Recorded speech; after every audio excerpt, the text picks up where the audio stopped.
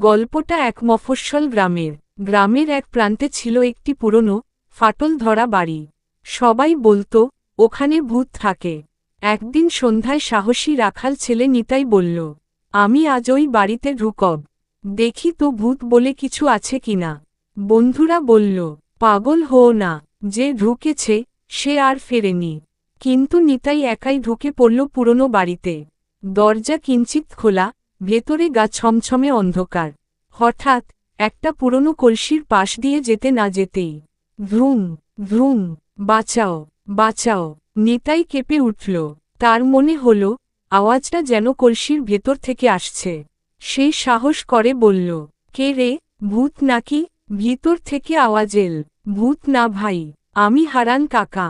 পাকা কলসির মুখে পড়েছিলাম, বেরোতে পারছি না।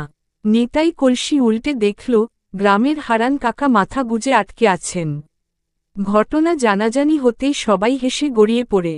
কেউ বলল, ভূত নয়, ছিল ভূতের মতো বোকা কাকা।